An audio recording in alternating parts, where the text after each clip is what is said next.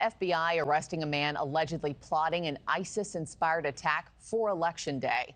Federal agents believe Afghan national Nasir Ahmad Tawhedi was in direct contact with ISIS-K operatives, saying messages with ISIS recruiters revealed discussions about buying AK-47s, bullets, and Tawhedi getting, quote, ready for Election Day.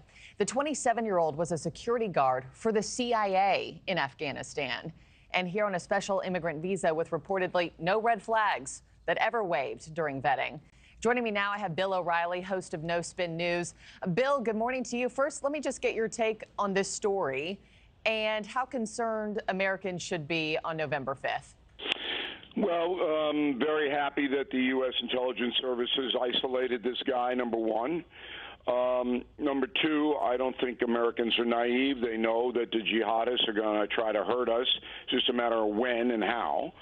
And number three, if the guy did work for the CIA in Afghanistan, he certainly was entitled to have papers to get him into the United States. So that's where we are on it. No one should be surprised. This kind of stuff is going to happen forever now. It's just the world we live in, Markie. Mm-hmm. He was caught in Oklahoma City. To your point, Bill, he worked as a security guard with the CIA while he was in Afghanistan. He got through 2 rounds of vetting.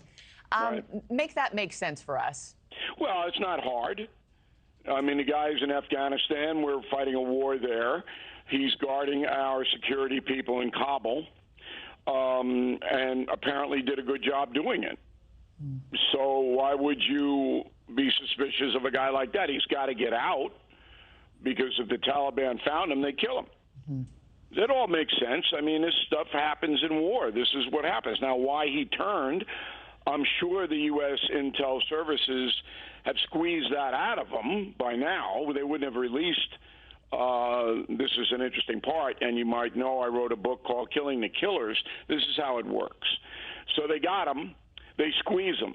He gives up what he has, and I'm sure he did, because if he didn't, he's never going to get out of prison, ever. So he gave it up. The CIA runs down his contact information, who's driving him, who's he associating with. And then when they get all that, then they release to the public that we nail this guy, to reassure the public that the U.S. intel is on the case. That's how it goes down. I guess it's easy for us to Monday morning quarterback, right? You know, now looking at the story saying, how in the world did he slip through the cracks there? The FBI says Tawhedi is connected to ISIS-K. Of course, that's the same group that's responsible for that deadly Moscow concert attack back in March. Bill, authorities say the fact that a known foreign terrorist organization was communicating with someone on U.S. soil is more dangerous than what we've seen with past self-radicalized terrorist plots. You think terrorists are upping their game here? I don't know about upping anything. I mean, this is just a guess. But from the very beginning of 9/11, we have been in a war with the jihadists. And that war is still ongoing and will be ongoing forever. Americans need to accept that fact.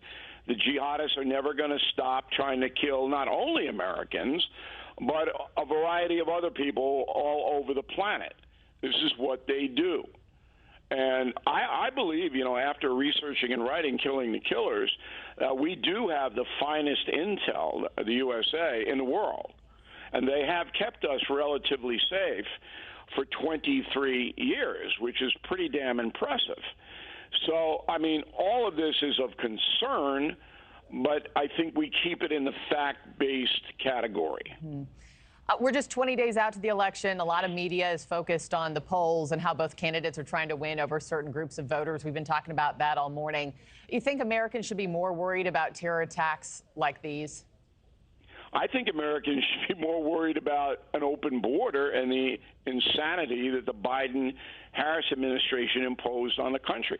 Do you know, Markie, that after all of this time, President Biden, who's still working, I guess, has never explained his executive order to stand down on the border? Not once. I mean, that, you know, I wrote Confronting the Presidents, which is why I'm on with you today, and I'm doing a big national tour this morning. That's stunning. It's absolutely stunning.